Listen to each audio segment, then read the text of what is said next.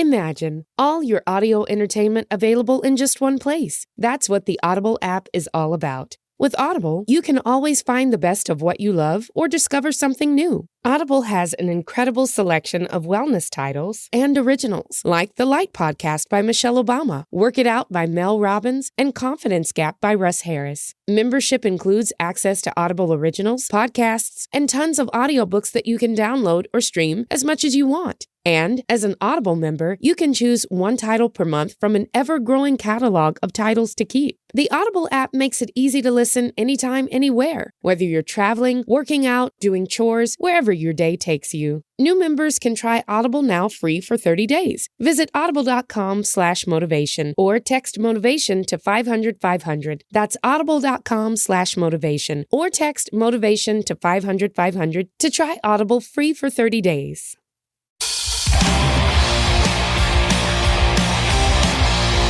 This is Full Change with Tom Laidlaw.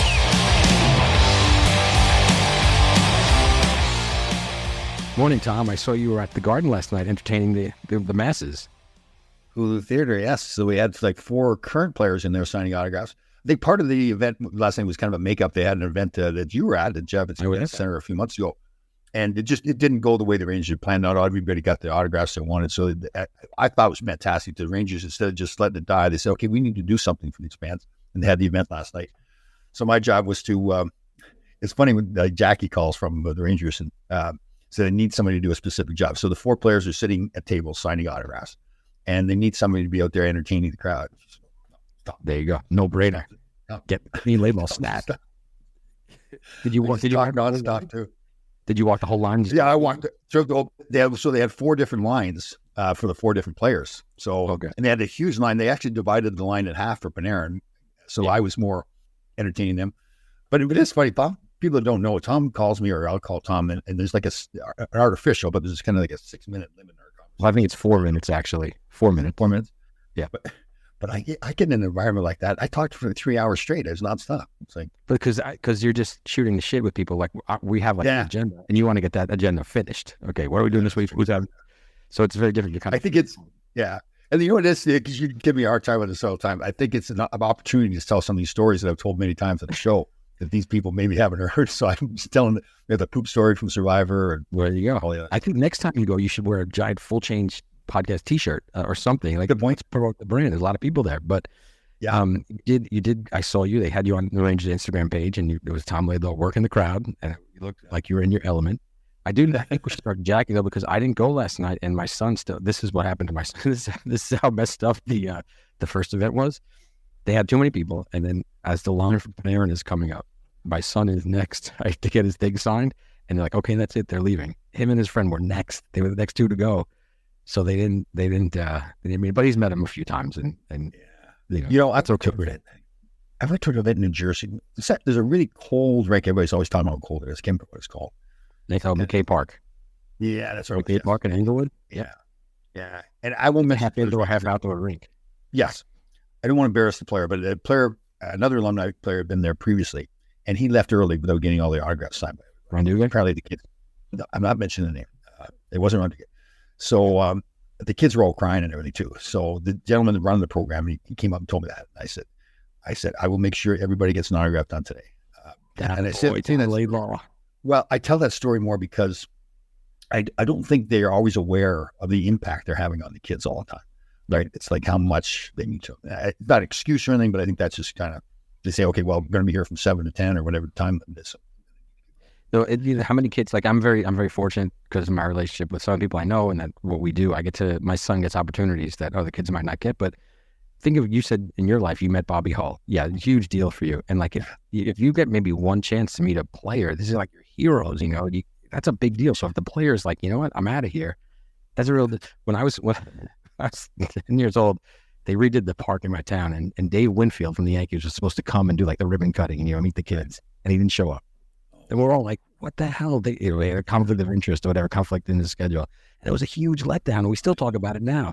Yeah. So that's a big deal to kids. They want to, you guys, maybe you take it for granted. I don't know if you know the weight that you have. That's a great point. It's not an excuse because we should do a better job of that. I think back to even when I was playing. I hope I did a lot for the kids, but I look back, I certainly didn't do as much as I do now.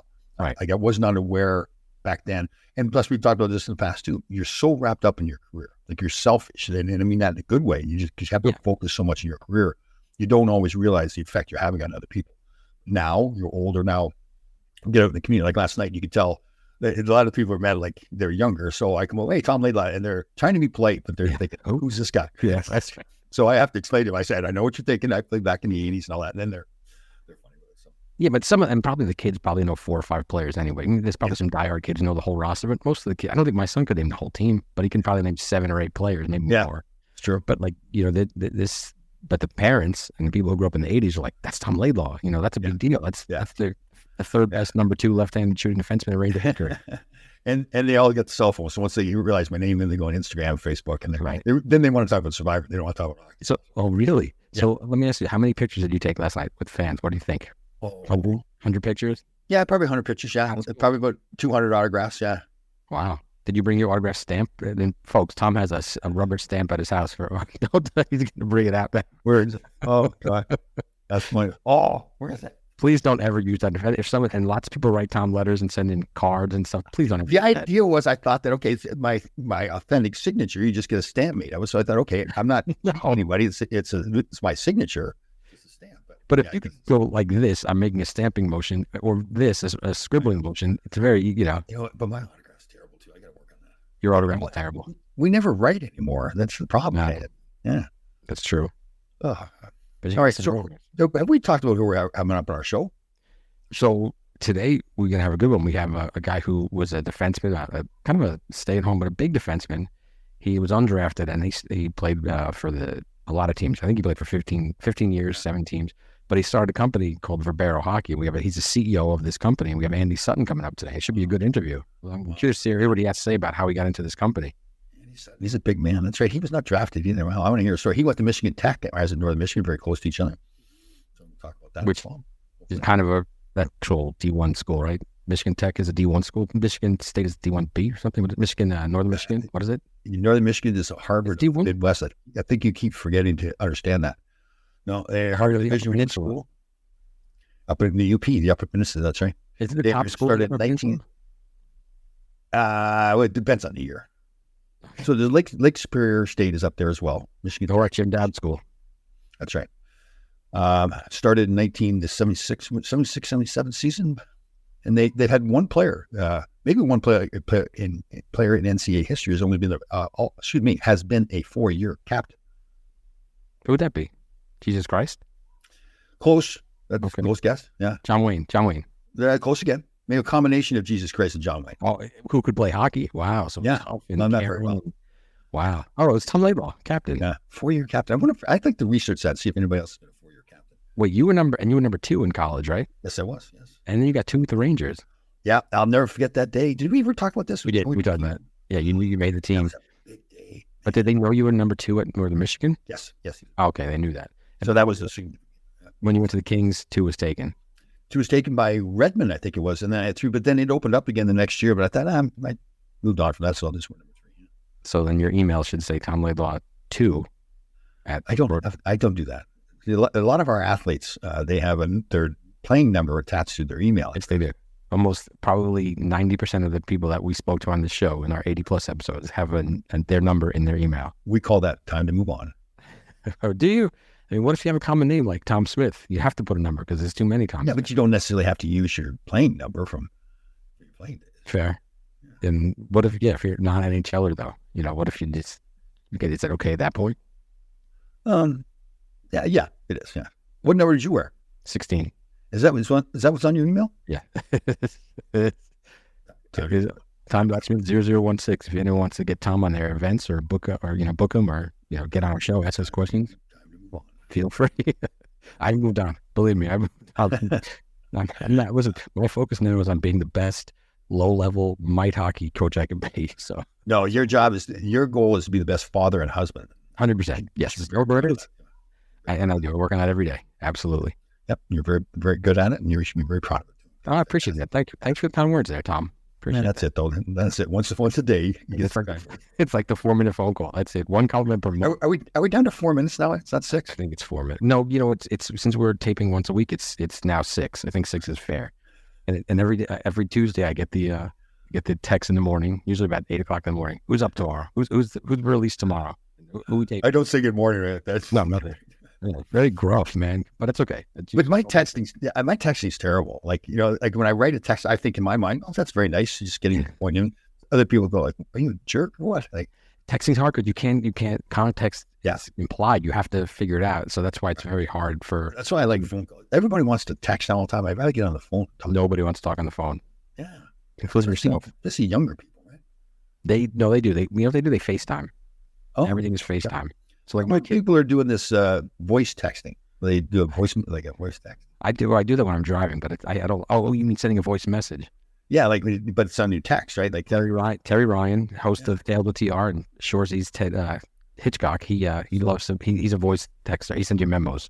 Right. So okay, what's the point of that? Like, I guess I just don't want to type. So I'll say, hey, Terry, we want to ask you this, and he'll send back. He's like, hey, Tom. So, and it's just a whole 1 minute message. So I guess it gets away from the confusion about what the real mood is, or what there's zero confusion. Right.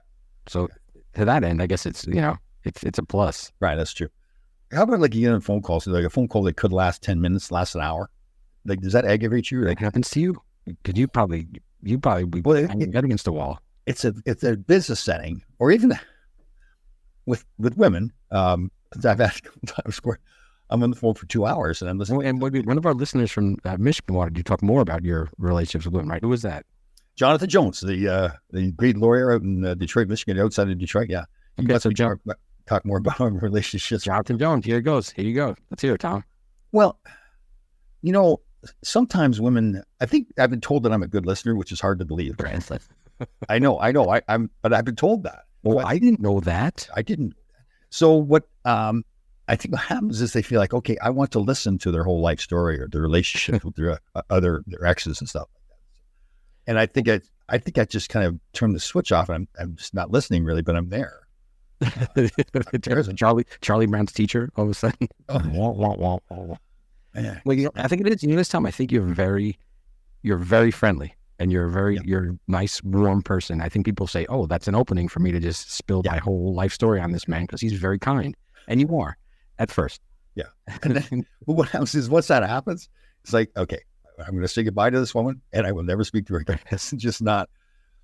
And I don't know. It's like I get confused. Like obviously being the twice divorced man, but my confusion in my life is like, how do you be in a relationship properly? What do you do? What do you accept? You accept, red flags and all that kind of stuff. So when people they start, and the one thing too with exes talking about with girls talking about their ex relationships, their ex husband. You hate that, right? Yeah, I would say to a woman, don't do that. I just think. Okay, it's not that you can't. Okay, I've been divorced. He beat me or whatever the situation is, but don't dwell on it. And then we've talked about that plenty of times. Don't live in the past. Move on. As we are. All we have is today. Yeah, very true. So now, how does this relate? Because Attorney Jonathan Jones wants to know about your relationship. So what's going on now? How does this relate to what you're doing right now? Are you seeing anybody? Are you dating? No, not seeing anybody right now. I'm 60, almost 66 now too. So I don't know if that's, you get kind of set in your ways. I've been single for, I've been dated here and there, but single since 14 years now. You've been dating quite a bit. So let's, Yeah, but with very, very poor results. Right.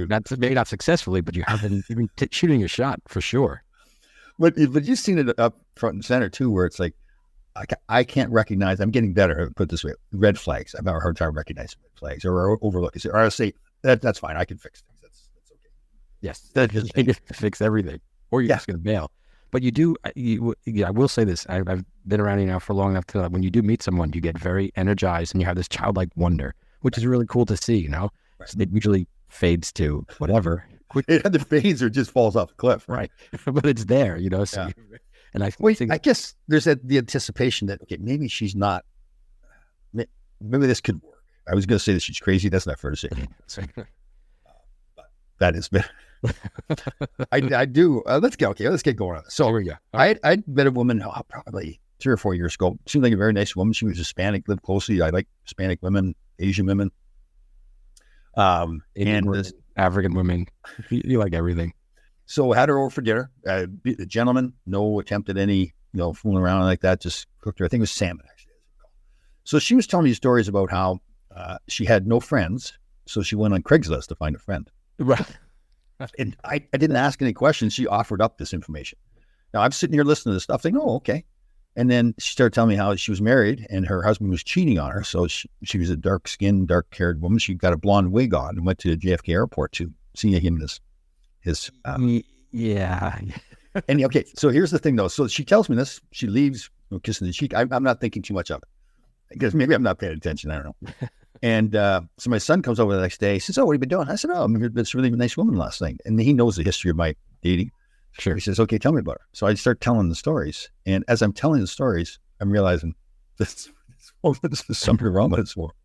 And he's looking at me and he's dying laughing. And I said, "Oh God, what am I doing here?" Yeah. So that's kind of, I think I'm getting better at it, but that's kind of where we're at. Better at what exactly? Figuring out, is this situation something that can survive, or should I be running the other? Okay. So for Jonathan Jones, Tom is dating, has had several dates. Yeah, several dates. So it sums up for Jonathan Jones. And that sounds like a fake name. That sounds almost as bad as Tom Smith. I never thought of that. So anyway, you've gone on several dates. Several dates. And I know for a fact he's gone on several. You should probably go into some detail about these dates, but you've gone on several dates for the last, couple of years. Just have not found success yet. But it's not for lack of trying. You have a terrible shooting percentage, but you are taking lots of shots. And here's the thing, too. Do I really want to be successful in the dating world, or do I want to just be left alone? That's a great question. Yeah. That gets into the whole self-sabotage. Are you a self-sabotager? Well, or is it? I don't think I'm a self-sabotager. I think it's more, I've been so, I was married for 5 years with my second wife, 11 years with so I've proven that I can stay in a relationship for a while. Well, the first one you were in the league, right? You were playing or no? Yeah. Yeah, so that doesn't count. Yeah, that doesn't count. But is it more now, like I've been so used to being alone, I want my alone time. Like I want to be left alone. Oh, you definitely want to be left alone. Yes. So how can you be in a relationship when you want to be left alone? Great question. I mean, you need to sit out on your back porch and fall asleep outside with the squirrels crawling on you. When it's cold and everything too, I got all bundled up. I got the space heater. You're like the guy. Did you see the video of the guy in the subway? I don't know if it was on Rick McGuire's Subway Creatures site or not, but I saw online there was a homeless guy in the city, which is terribly sad. Yeah. But then like a rat crawled out from the blanket. And then a whole bunch came 30. Yeah, you saw it. Like 30 rats came running out. Like, wow, that's. Well, I got to tell you, this is sad. Like last night, I had to go down to the city. The weather's really bad. Normally, I would take the train into Grand Central and walk over to Madison Garden. It was like a 20-minute walk. Instead, you can take the subway over to the Penn Station, which is right underneath Grand Central. I did that yesterday, so you don't have to deal with the rain. And unfortunately, the subway is, it's warmer in there, so a lot of the homeless people are just laying on the floor. We use one subway train or car, there's 2 homeless guys sleeping on the benches. And it's kind of sad because everybody else is just kind of scattering away to what to do. Yeah. And very often there's some it's not always, I'm going to say this, but there's some mental health issues, drug issues. It's usually Micah, like mentally ill, chemically addicted. But we can do better with that as a society. We can absolutely do better, and we should do better with that. And it is sad. And I don't want to make fun of the guy, but it was shocking to see like 30 rats run out from under this blanket at once. And that was terrible. And yesterday you took the train because it was a monsoon in New York City. Yeah, it was nasty. How do we get from my dating life to talking about homeless people in the city? It's kind of similar, right? Okay, here's a good story for you. Okay. So you've never been divorced, correct? Yeah. I have not. Nope. Okay. So first time I got divorced, met a very attractive young woman. And it's kind of like your rebound, right? So she had just gotten divorced. I just got divorced. You got 2 people fresh out. Oh, wow. Okay. So we were, I don't like women smoking, but I guess for some reason she was pretty enough that I allowed her to smoke. And we're in the car, and I can't remember what happened. There really wasn't a fight or anything like that. She was using the lighter in the car to light her cigarette. And I reached for the radio station to turn it down or up or what I was doing. She stabbed me in my hand. She stabbed me with the light. Nuts. And you can smell the burn and everything. She didn't realize what she'd done. I said, "Did you see what you did?" Here's where it gets even better. She then goes and stabs herself with the lighter. So she burned herself with a cigarette lighter. Yeah. Oh, that's a gamer. She's a gamer. She's all in. This is ride or die, man. Crazy's cute. Crazy's also crazy. And look, game also recognizes game, Tom. So maybe there's something like that too, you know. And on that, what is that game almost? Game recognizes game. Oh, I've never heard that before. Game recognizes game, and that seems to be your dating life. And on that note, we have Andy Sutton coming up, who is not crazy, who's is a CEO of a great company, and people are going to really enjoy this interview. Yeah, he's a very impressive guy. Yeah, I'm looking forward to this. Here we go. Have a great day, everybody.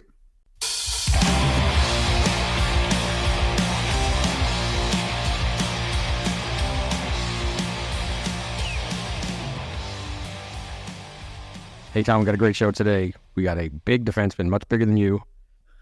15-year career, 7 different teams, and now he's the CEO of a great hockey company called Verbero Hockey. We have Andy Sutton on today.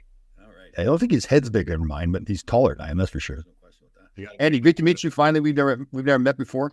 Actually, you were in Atlanta there for a while. My old college roommate Don Waddell ran that team when you were there. So, yeah, great time in Atlanta. Great to meet you guys officially. Don was instrumental in shaping my career for sure. Yeah. Some interesting trials and tribulations up to the point I went to Atlanta. And that's really where everything kind of unlocked for me from a career standpoint. So again, we'll go back there. Where were you born? London, Ontario. I can see you guys really did your research. No, honestly, it's a great point. I really like to get to know you in front of the audience here, so we're learning about you. So I try not to do any research, which is typical of my school days at Northern Michigan too. So, well, I do my research, Andy, but I let Tom. It's a journey of discovery for Tom on these podcasts, so we just stay back and let him do it. I was born in London, Ontario. My family, I grew up till I was 14 in Burlington, Ontario, kind of a bedroom community of Toronto, and then my family moved to Kingston when I was 14. I stayed there until my last year in high school. I went back to Toronto and went to St. Michael's College when it was still a junior B program. That was at the time probably one of the best places to go if you wanted to try to get a scholarship. And that was definitely the path I wanted to take. I never got drafted to the OHL, never got drafted to the NHL. I needed time to develop. And, the WCHA at the time was a great place to do that on the big ice surface. And, being a bigger player it was great for me to chase little guys around, the 100 by 200 foot. It's definitely good for my game. That's true. Yeah. So in Michigan Tech, you went to. I went to Northern Michigan. What's that, like 90 miles away from each other, or maybe closer than that? Yeah, maybe closer. Too close. Yeah. I think. Wow, it's a cold up there. We're joking around before the show. What's that, sir? Pretty good rivalry, though. Yeah. Well, when I was playing there, you guys were in the WCHA, we were in the CCHA, so we really didn't play each other that often, maybe like a preseason game against each other. But yeah, man, it's beautiful country up there, man. It is tough. The snow up there is just unbelievable. What'd you say? You had like 340 inches your sophomore year or junior year? Yeah, 30 inches sophomore year. You had to dig your car out for school every single day. It's hard enough to get up for an 8 a.m. class, but you had to get up, 7 o'clock to make sure you dug your car out to get there on time. The funny thing is, too, there's no snow days. We're going no matter what, right? No snow days there. I mean, I'm in Tennessee now, and then we were supposed to get like a dusting last night. My son, he's just turned 7. He's like, we're not going to school tomorrow, right? I'm like, probably not, but it's not where I grew up, certainly. That's funny. That's funny. So were you always one of the bigger kids on the teams you played on? It was sort of like went in spurts. I think early in minor hockey, I was certainly taller. I think I was one of those kids that was always trying to figure out his body being tall and skinny.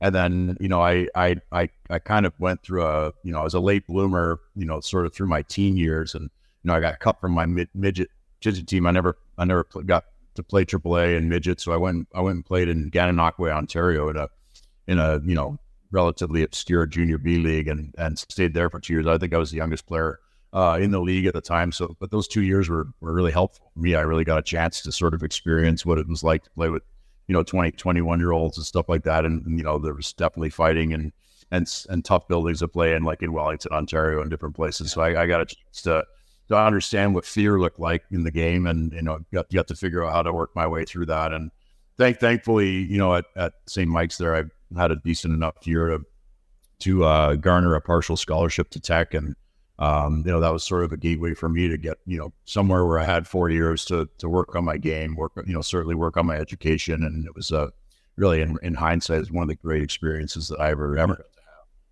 It's amazing. We've done over 80 shows now. There's so many guys that come on the show and talk about how they were never drafted. and junior or pro, whatever, then they go on to have a career. It's almost like it's better because you got to fight through it more too, right? Like your experience, you're talking about the same mics.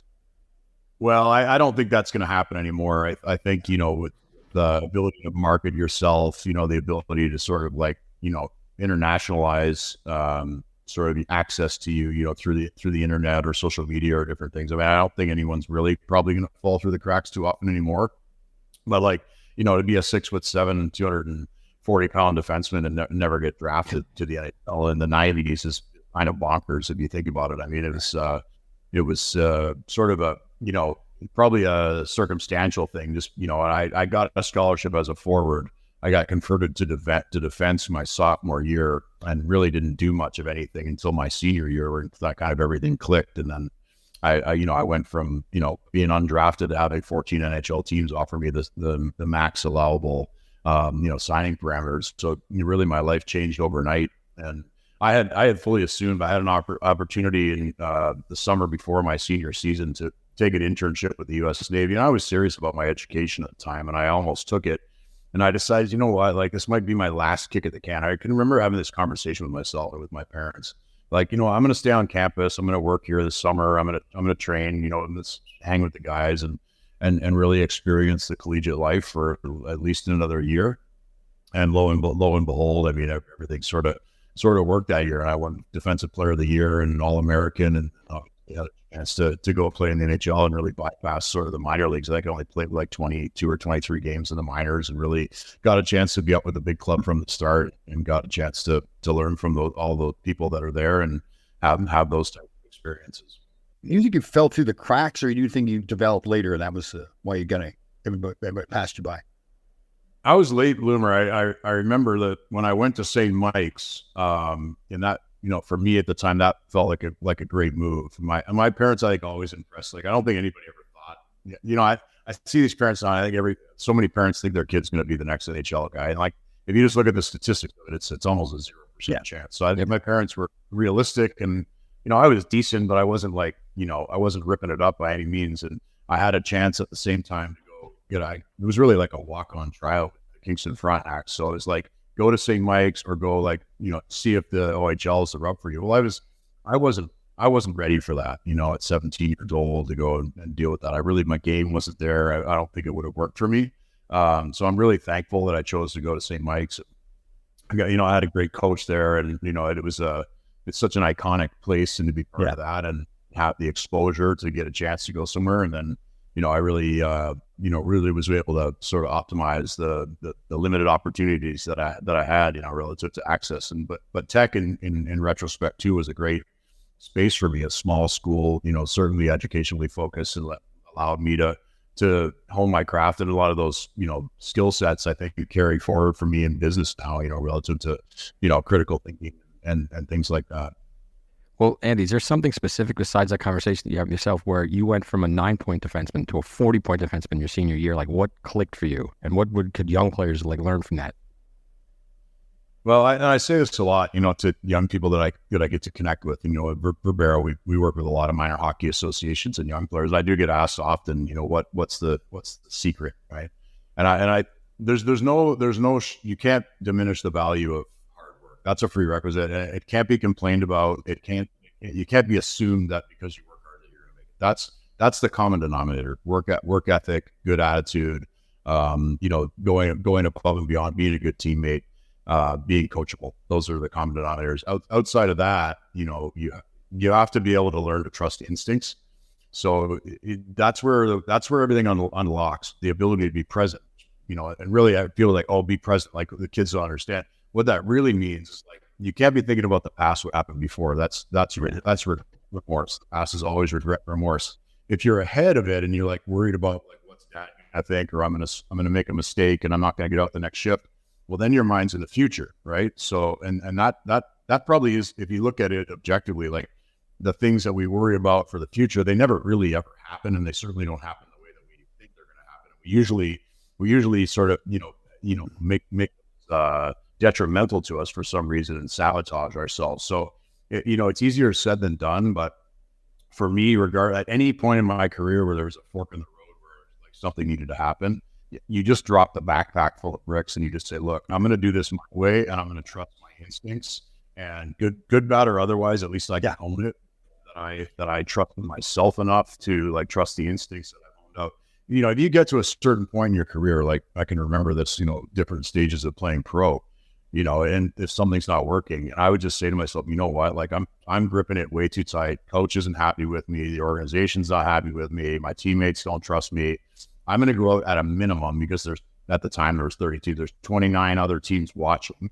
Right. And I'm just going to play the way I need to play. I'm going to trust my instincts. I'm going to make a mistake. It's going to be a mistake of aggression, not a mistake of omission.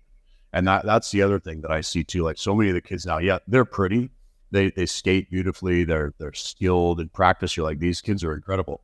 At the end of the day, like you got to get the job done. You know, like, you know, I skate with Ryan Smith here in Tennessee.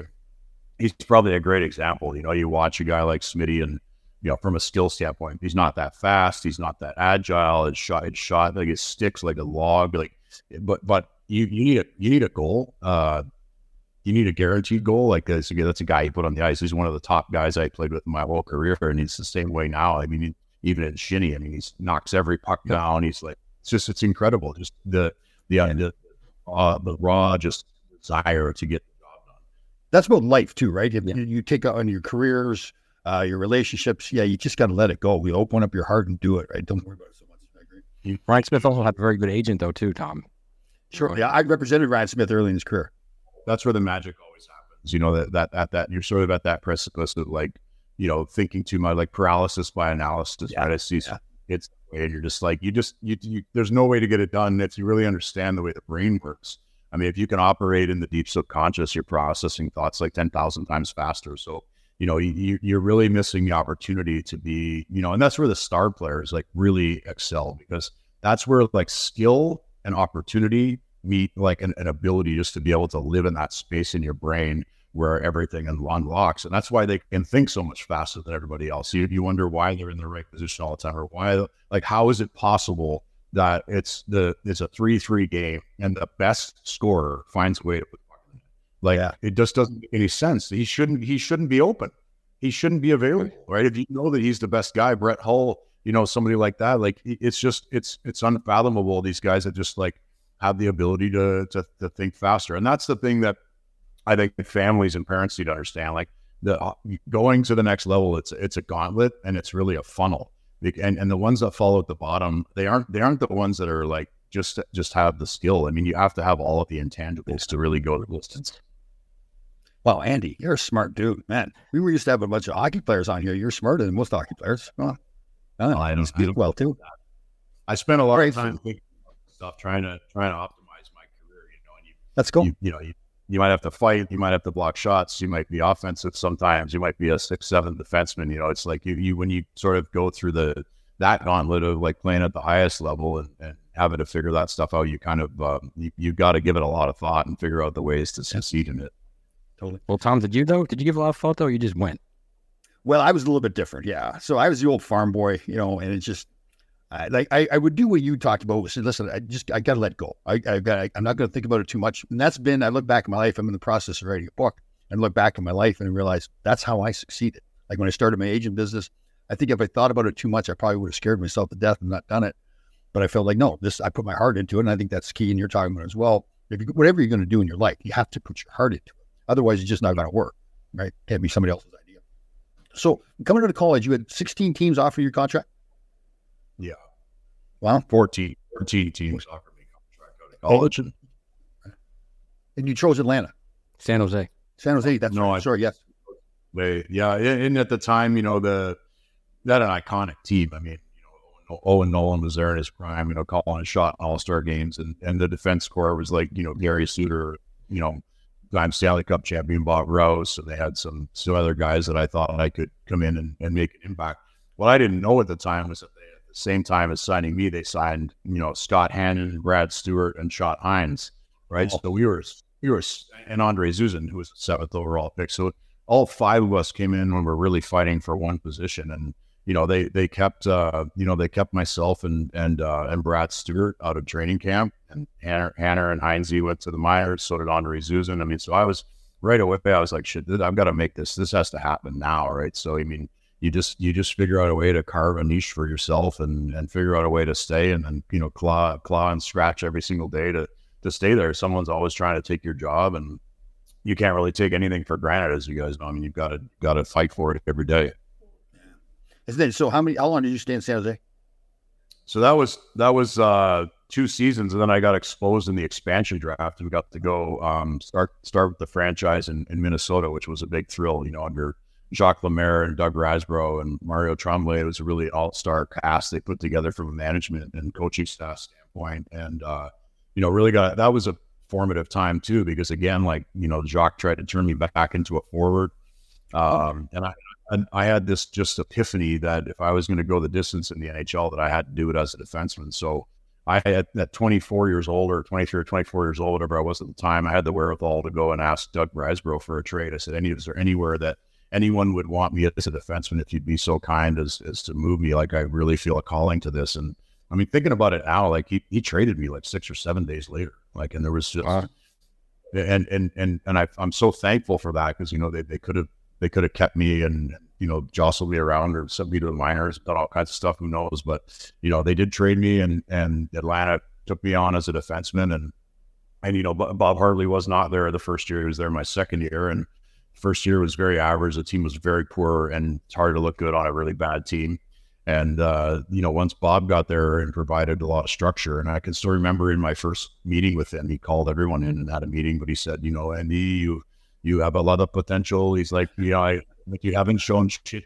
I remember him saying, I'm going to play you 30 minutes a night, and you're going to hang yourself, or you're going to succeed, but we're going to figure it out, So, and he did, he played me like crazy, and, good, bad, or otherwise, I was back over the boards against Alex Ovechkin every time we played Washington. And I mean, you want to talk about learning curve. I mean, trying to figure out every single night how to defend against Peter Forsberg and Alex Ovechkin, and down in Tampa, the Cavalier, Prospel, St. Louis, Brad Richards. I mean, and we played those guys 8 times a year. Carolina had, Eric Stahl, Rod Brindamore. I mean, we had, in Southeast Division was a serious place to play at the time.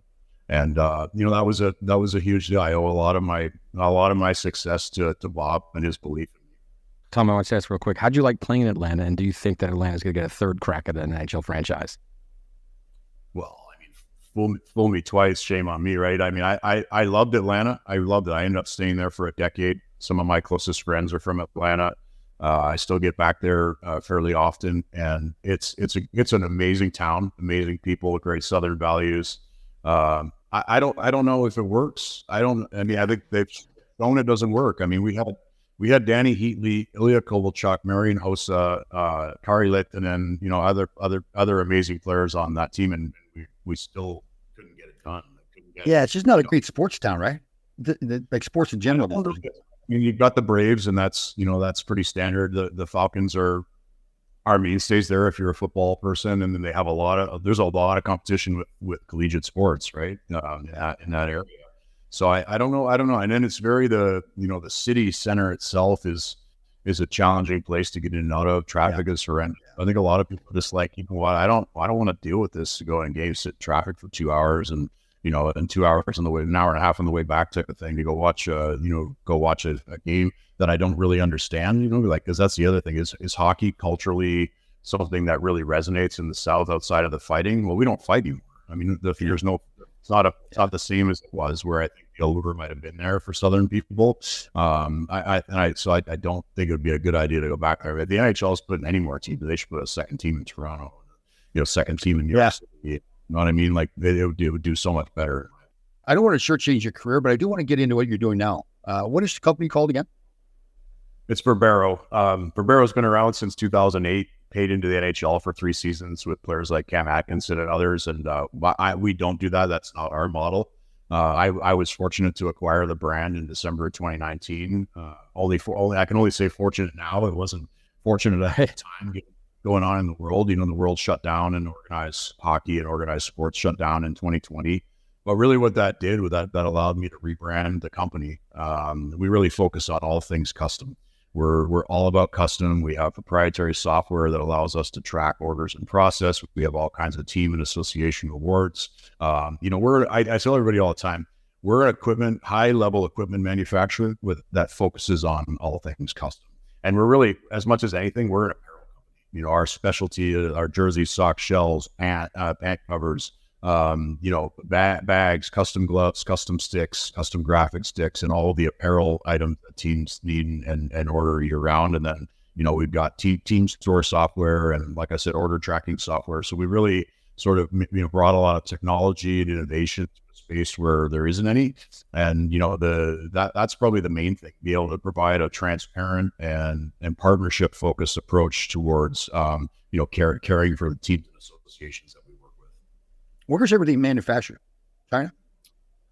We manufacture our sticks like most everybody else, and some of our stock equipment in China. And I mean, I don't know what everybody's opinion is on that. I mean, I worked with Chinese vendors now for the better part of 12 years. I mean, they're incredible business partners. They make amazing product, and the sort of politics around China are secondary to the people and the caliber of the products. And then we have several different manufacturing facilities that we use for our apparel programs all over the world, sort of depending on the order and who the partner is and where it's shipping to. But we own manufacturing, and we have teams on the ground that are a big part of our program, and that allows us a lot more transparency, right down to the stitch. Like, I want to be able to provide updates down to the stitch for our partners so that they know where their order is in process, when it's going to ship, how it's going to arrive, ease of distribution, and how we label things. We really sort of redefine the process of doing custom right. So is there anybody that you're competing against? I know other equipment companies, but do what you do? I'll say this, and I'm obviously biased. There are companies that sell products that we sell. There is nobody, in my opinion, that's in the same space as us that's devoted so much time and attention to the customization of products and really to the customer experience. We are so highly service focused, partnership focused, and really technology and innovation focused to be able to sort of optimize everybody's experience, to make sure that things arrive when they're supposed to, that the goods are perfect, that you've had communication throughout the process. And then really, like, from a partnership standpoint, whether we help with events or help with, online jersey fundraisers or different things, like we really are partnership focused, and to the extent that nobody is doing in any sport is doing the type of things that we do for our partners, or our association and team partners. And then where can people buy the product? Well, Verbero.com is the place to start. There's all kinds of, team intake forms. We're in the process right now of completely revamping the site. Should launch in early February, which is really exciting. It'll be a lot more clear and concise relative to what you're trying to do. But Verbero.com is a great place to go to get information, and certainly to reach out on one of the intake forms. Secondarily, if anyone had any questions at all, you can always reach out to team@Verbero.com, and we've got an incredible, one of the best customer service and support teams on the planet, and we interface through that email address pretty much predominantly. Yeah, Tom, they do great jerseys. They have a great roller hockey footprint, and they're huge in colleges too. And your South Carolina jersey was a huge hit. That whole kit was just a great info. He did the Cox jersey, Tom. Like, I'll show you afterwards. They're great. One jersey of the year in 2023, and we've got a really incredible graphic design team that really can create any look that a team needs. And in a world where you can customize just about everything, we give that asset to our partners and really allow you to express yourself in a way that isn't so boring. It's not supposed to be like, do you want 2 stripes or 3 stripes? Like, here's the stock colors. Like, we'll sublimate the base of a jersey. It can be any pattern you want, and it can have twill, or it could have different types of secondary embellishments. It can be full sublimated. We really structure and tailor our programs to what our partners need to be successful, and then really work to insulate that with value add. Like, for example, this all, I always tell this story because it really embodies who we are. I'll put our stick, and we only carry one stick because we're a best in class product company, but I'll put our stick up against anybody else's top tier stick, where those are now over $400 US. We're at $249 retail all the time. Well, if you buy custom with Verbero, you get our sticks at $159. So a custom stick, custom graphic stick. Give up the entirety of the shaft, and you can design it. You can get our stock sticks, custom sticks, whatever you want to do. So that's just another example of ways that we have sort of pushed the envelope to really be partnership focused, and with the emphasis on the our core business being the apparel, the game wear, but at the same point in time, we have really high level equipment to support, and really that separates us from everybody else that just sells apparel. We're a hockey company that focuses on all things custom, and we've got incredible equipment, top tier equipment, and we offer it at 40% less than the competitor equivalent. Well, you're an impressive individual. Like if I didn't know you played hockey, like you're too smart to be a hockey player. I mean that as a compliment to you.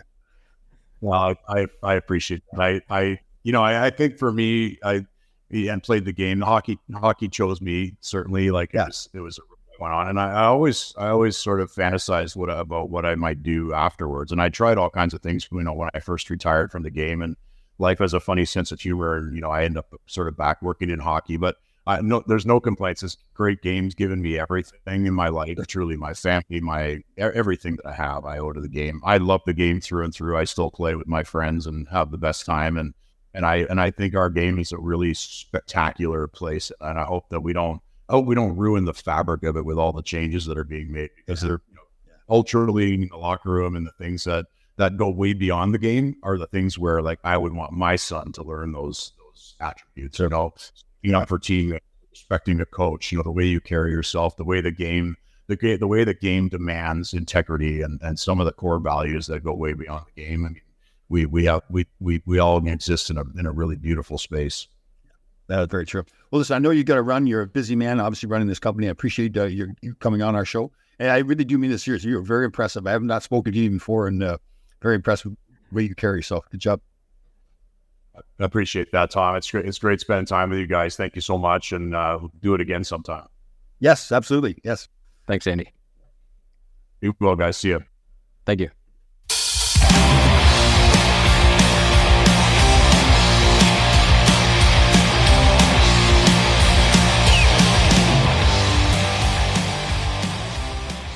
So just to piggyback off our conversation with Andy Sutton, so you don't think Atlanta will have a team, but I think that geographically it makes sense to put a team in Houston, to put a team in another team in Toronto, and maybe to put one in Quebec and Kansas City.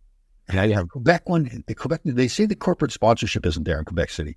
I don't buy it. I mean, it's hockey games. The juniors always sell out, right? But American corporate sponsorship, right? A lot of dollars, corporate sponsorship. True. True. And that's, I mean, obviously was it Obu that ran the team, owned the team before, and he moved it to Colorado, right? Yep. That was apparently him making a lot of money. That really had that. Of course. Yeah.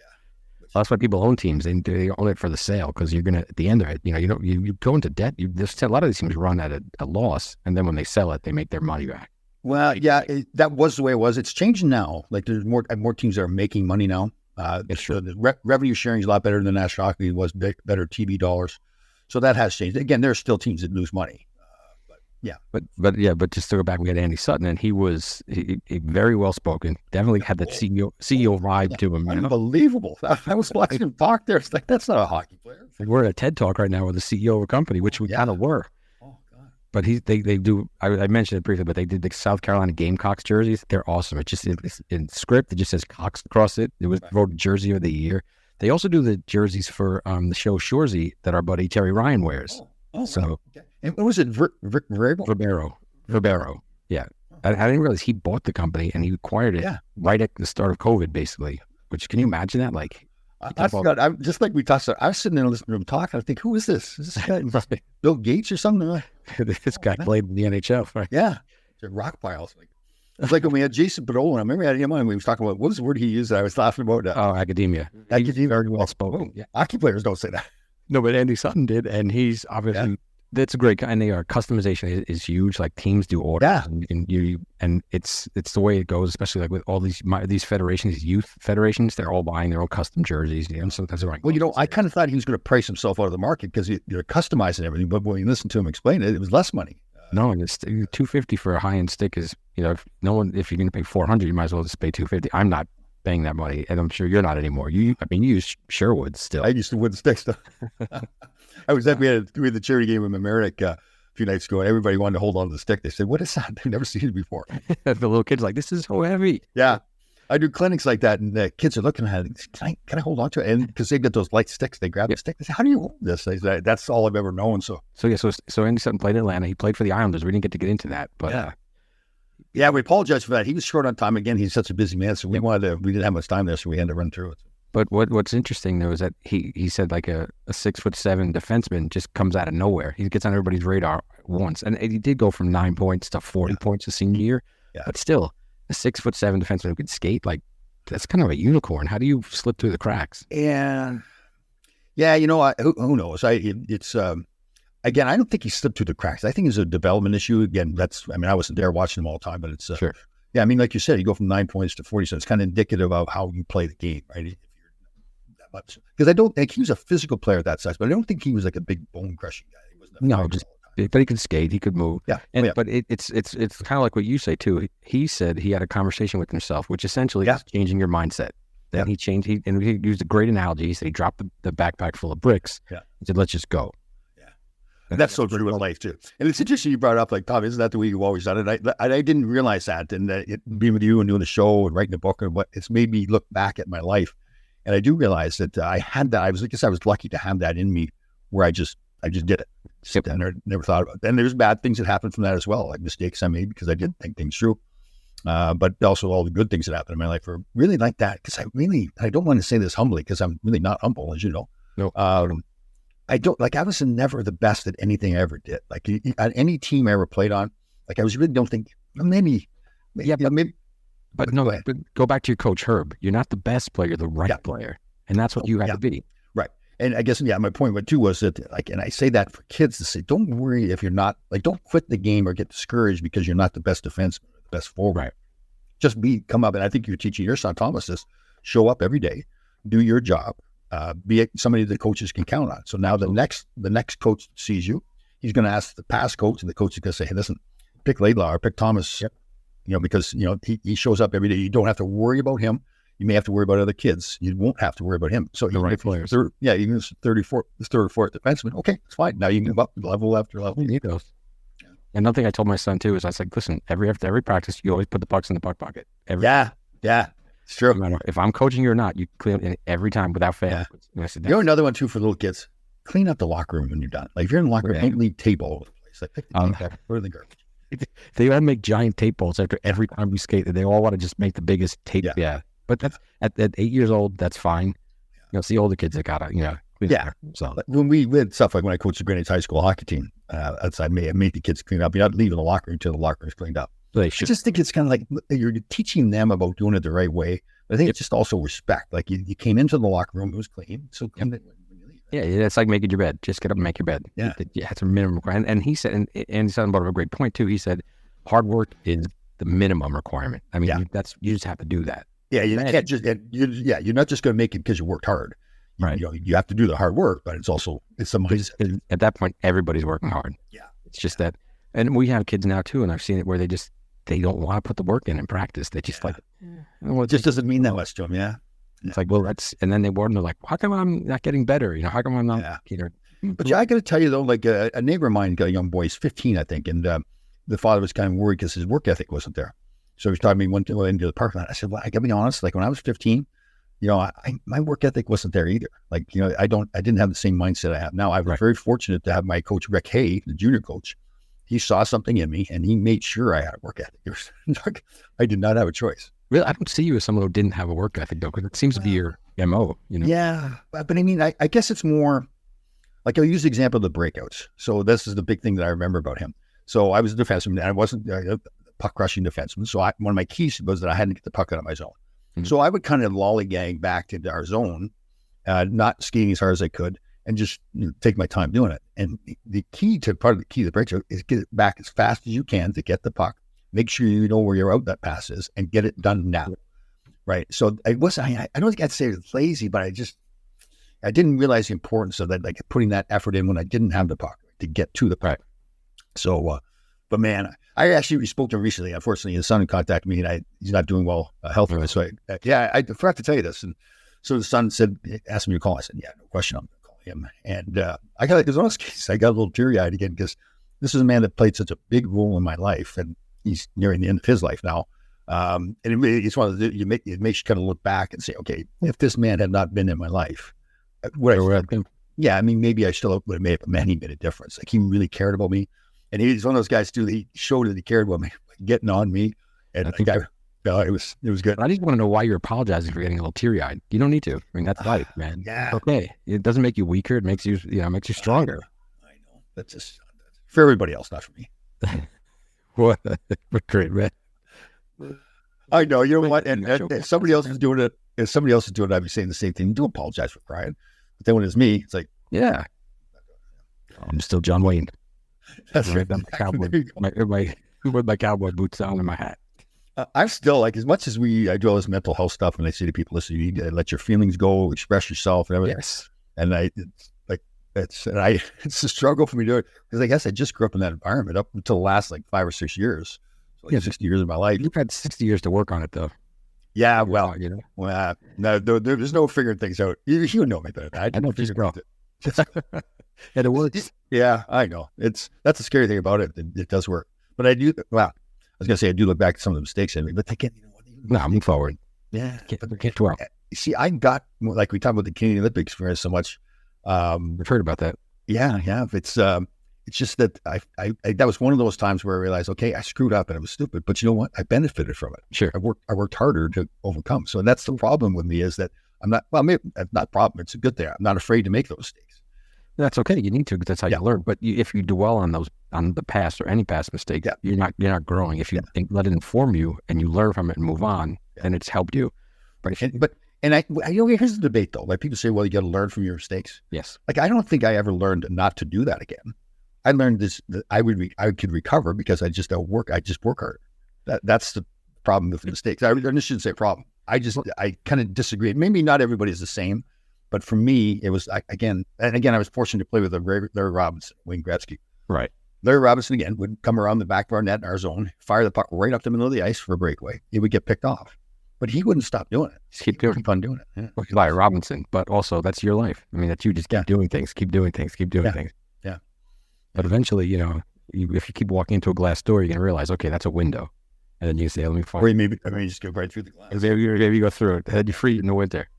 But who doesn't freeze is Andy Sutton, former player, CEO of Verbero Hockey. It's a great company. What a classy, intelligent man he is. Wow. He came off like a CEO of a company, just what you would expect for a CEO. Seriously, I was sitting there listening to him. I was in shock. I guess I just again. I'm not criticizing hockey players, but we typically are not.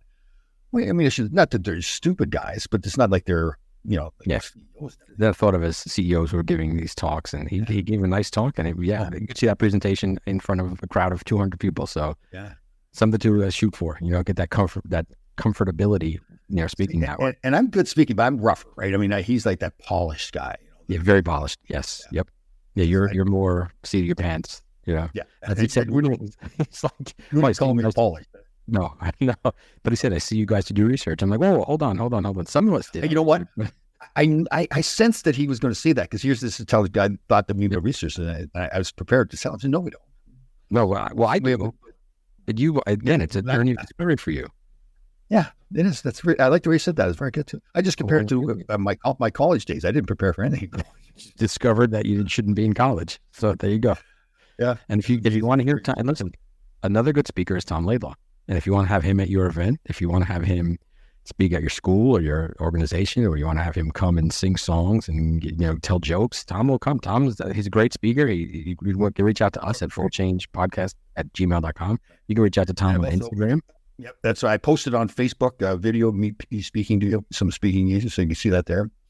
And reach out. And if you like this podcast, please like it, share it, give us a review on Apple, and listen every Wednesday when new episodes come out. Great show. All right, Grasshoppers, thank you for listening. We had a fantastic show. We'll see you next time.